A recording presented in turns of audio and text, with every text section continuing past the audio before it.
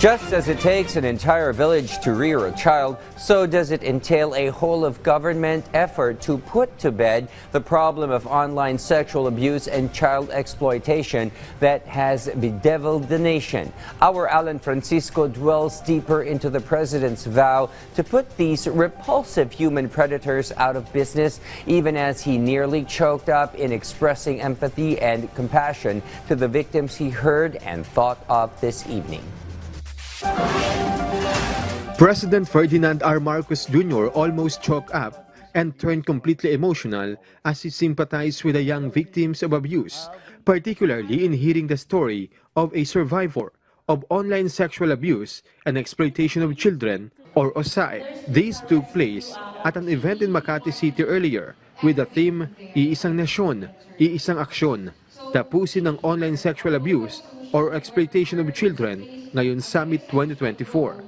As I was listening to the young lady, and she is a lady, I could not help but shed a tear to have to relive the suffering that she went through, and to think how many other children are, even as we here sit in this fancy hotel room, eating our fancy food, continuing to suffer the same fate as she has. And accompanying those tears that I just shed was a deep sense of shame, because we have not done enough for the Philippines to now be considered the epicenter of, let us not shorten it into a clinical term, OSAIC. It is sexual abuse and exploitation of children. And I leave it to your imagination. Thus, President Marcos said, it is necessary to put an end to the abuse of children. Among the government's action, according to the President, is the Interagency Council Against Trafficking, as well as the establishment of the Presidential Office for Child Protection, which will focus on ensuring that every child in the country is protected and supported.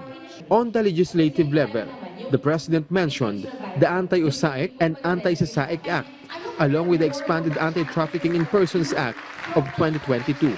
He also highlighted the importance of effectively implementing the Philippines Internet Crimes Against Children initiative. The President called on everyone, including government agencies and international partners, to continuously promote the campaign against abuse. He emphasized once again that his administration will do everything in its power to fight crimes against children and punish those involved. We are here today to confront one of the greatest challenges of our time. The challenges that we face in government are always the challenges that are brought to us by the future. And what exemplifies our future more, what symbolizes our future more than our children? And that is why this strikes at the very heart of our society. It undermines the foundations of what we are, of who we are as a people. No less than our President, Ferdinand Marcos Jr. said that the most heinous and evil of all crimes are crimes committed against children, specifically sexual exploitation. And during this meeting, he ordered all of those present to immediately crack down on OSAIC. This is our President ang nagtatanggol sa ating kinabukasan. Meanwhile, the President went straight to attend the Partido Federal ng Pilipinas General Assembly and National Convention event in Manila. Here, he stressed the need for political parties to adjust to the evolving nature of campaigning. It's worth noting that next month marks the start of the filing of candidacies for next year's election. The President mentioned the alliances forging and forming with various political parties across the country. Ang rule ko sa sarili ko, pagka nangangampanya kami is, natuto ko ito sa ama ko. Ang sabi niya, kailangan lagi kang malapit ng magkasakit. Pero hindi ka dapat magkasakit dahil sayang ilang araw na may sakit ka. Hindi cannot afford ka 1 or 2 days na hindi nangangampanya. So kailangan perfect lang yung balance na makukuha natin. Yun ang gagawin natin para sa inyo lahat. Alan Francisco from the National TV Network for a new and better Philippines.